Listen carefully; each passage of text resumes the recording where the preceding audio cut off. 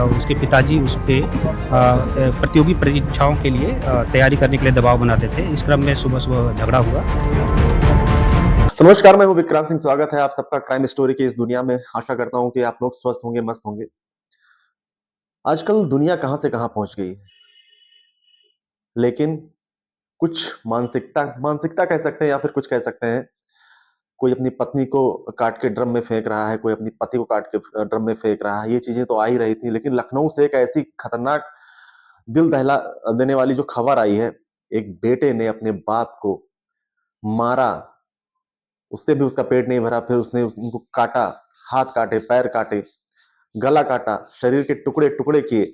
उसके बाद वही नीला ड्रम लेकर आता है, छत पे लेके जाता है और मार के उसमें बंद कर देता है। एक बेटा भला कैसे कर सकता है ऐसा अपने बाप के साथ? एक ऐसा बाप जिसने अपने बेटे को पाल पोस के बड़ा किया, पत्नी के मर जाने के बाद दूसरी शादी नहीं की कि कोई दूसरी औरत आएगी तो हमारे बच्चों की परवरिश अच्छे से नहीं हो पाएगी, इस वजह से उन्होंने शादी नहीं की, और वही बेटा उनकी मौत की वजह बन जाता है। पूरी कहानी क्या है मैं आपको बताऊंगा। बने रहिए क्राइम स्टोरी की इस दुनिया में। कहानी है लखनऊ के आशियाना इलाके की। आशियाना का एक पौज इलाका, जहां पे बहुत बड़े बड़े करोड़पति लोग रहा करते थे। वहीं पे एक घर हुआ करता है मानवेंद्र सिंह का। मानवेंद्र सिंह के दो बेटे, एक छोटा बेटा जो पुलिस में है, और जो बड़ा बेटा 21 साल का अक्षत, और एक बेटी जो 11th स्टैंडर्ड में पढ़ रही थी। ये तीनों बेटे, इतना बड़ा घर, तीन बेटे, तीन बच्चे, तीनों एक छत के नीचे अच्छे से करते थे। मानवेंद्र सिंह जो लखनऊ की एक बड़ी हस्ती मानी जाती थी, उनका जो एक घर की कीमत, जिस घर में उनका मर्डर हुआ, वो घर की कीमत लगभग 20 करोड़ रुपए है। और उनका पैथोलॉजी का बहुत बड़ा बिजनेस था। कई सारे पैथ लैब खुले थे लखनऊ में, और इसके अलावा दो शराब के ठेके भी थे उनके। पैसे रुपए की कोई दिक्कत नहीं थी, बच्चे पढ़ रहे थे। छोटा बेटा नौकरी पा गया, पुलिस में था। बेटी 11th में पढ़ रही थी। और जो बीच वाला बेटा था, मतलब जो बड़ा बेटा था, सॉरी, जो बड़ा बेटा था, वो बीकॉम की पढ़ाई कर रहा था। बाप बेटे में अक्सर कहासुनी हुआ करती थी, अनबन रहती थी। वजह क्या थी? वजह यह थी कि बाप चाहते थे कि बेटा डॉक्टर बने या इंजीनियर बने। कहते थे बेटा पढ़ लिख लो, क्योंकि हमारा जो विरासत में तुमको मिलेगा पैथोलॉजी का बिजनेस, ये थोड़ा सा मेडिकल है, टेक्निकल चीजें इसमें होती हैं। तो अगर आप मेडिकल की पढ़ाई कर लोगे या फिर इंजीनियर बन जाओगे, तो और अच्छे से और बेहतर ढंग से इसको आगे तुम बढ़ाओगे। लेकिन बेटा कहता था कि ये सारा पैथोलॉजी बंद कर दो, शराब का ठेका बंद कर दो, और हम लोग रेस्टोरेंट चलाएंगे एंड होटल खोलेंगे। मतलब उसकी मानसिकता ये थी। इसी बात को लेकर दोनों बाप बेटे में अनबन हुआ करती थी अक्सर आए दिन। बीच में एक बार ऐसा भी हुआ कि ये घर छोड़कर चला गया। अब जो बाप जिस बच्चों के लिए अपनी शादी नहीं की, दूसरी, उसका बेटा चला जाए, तो बाप होता है, तकलीफ तो होगी ही। उसने बेटे को मनाया, फिर घर पर लेकर आया, बोले ठीक है तुमको जो करना है करो, लेकिन हमारा बिजनेस तो यही रहेगा। बाप और बेटे का बोलचाल बंद हो जाता है, और चीजें ऐसे चलती रहती हैं। फिर अचानक एक दिन इसी 20 फरवरी को ये अक्षत पुलिस स्टेशन पहुंच जाता है, और वहां अपने पिता की गुमशुदगी की रिपोर्ट दर्ज कराता है। कहता है कि मेरे पापा 20 तारीख को बाहर गए थे, 21 को आने को कहे थे कि दोपहर तक हम आ जाएंगे, लेकिन अभी तक वो आए नहीं। रिपोर्ट दर्ज कराता है 23 तारीख को। अब पुलिस भी रिपोर्ट दर्ज करती है और फिर तलाश में जुट जाती है। और अक्षत ये भी कहता है कि मेरे पापा के 3 फोन थे, वो 3 मोबाइल लगते थे उनके फादर, और तीनों फोन बंद आ रहे हैं। पुलिस के कान और खड़े हुए, एक हाई प्रोफाइल मामला, तो पुलिस इसको थोड़ा सा सीरियस लेती है। हाँ, पुलिस हर एंगल से जांच कर रही थी, क्योंकि बड़े कारोबारी थे, शराब के ठेके थे, पैथोलॉजी लैब था, करोड़पति इंसान थे, अरबपति इंसान थे।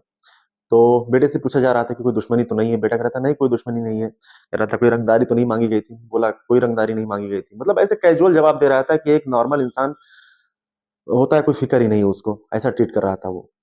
तो पुलिस ने ये सब देखा तो थोड़ा सा और वो सोच में पड़ गई। जिसका बाप गायब है, 3 दिन हुआ आया नहीं है, तीनों फोन बंद है, उसका बेटा इतना कैजुअल कैसे हो सकता है?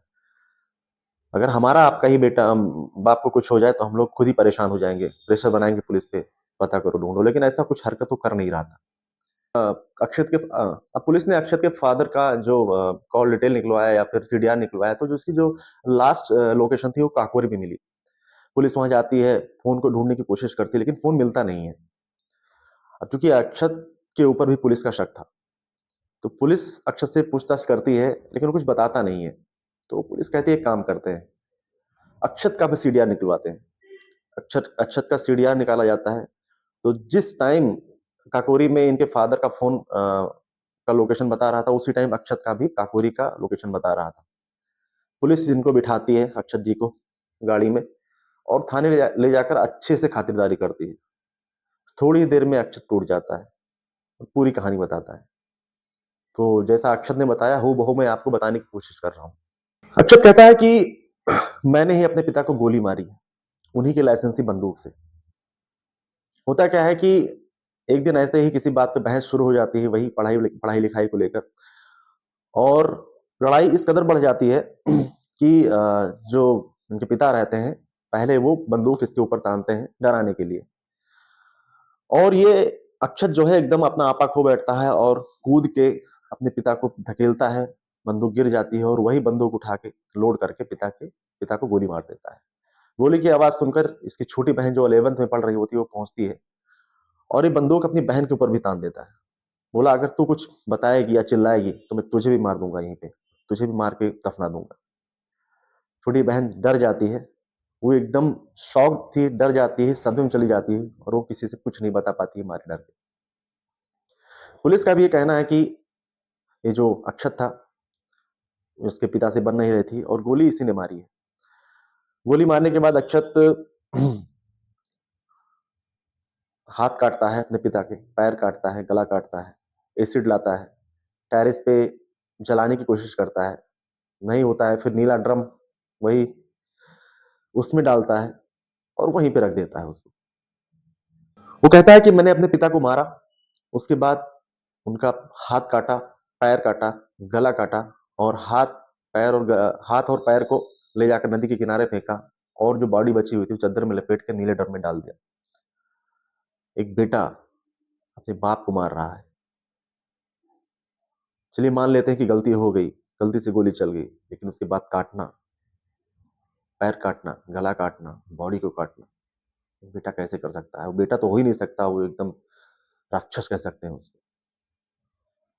आस पड़ोस वाले हैरान है कि एक बेटा कैसे कर सकता है इसका।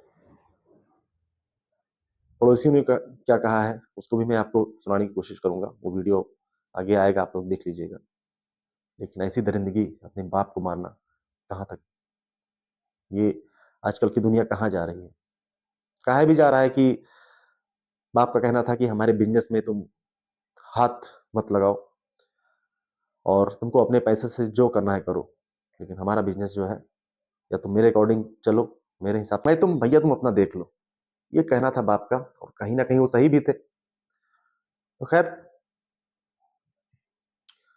उम्मीद करता हूं कि भविष्य में कोई बेटा अपने बाप को न मारे, कोई बाप अपने बेटे को न मारे, और ऐसे ही आप लोग हंसते रहिए, मुस्कुराते रहिए, अपने और अपने फैमिली के साथ एंजॉय करते रहिए। फिर मिलूंगा कल एक नई कहानी के साथ, तब तक के लिए नमस्कार। और अगर आप लोग अभी तक मेरे चैनल को सब्सक्राइब नहीं किए हैं, फॉलो नहीं किए हैं, तो प्लीज़ इसको कर लीजिए। धन्यवाद। Thank you so much.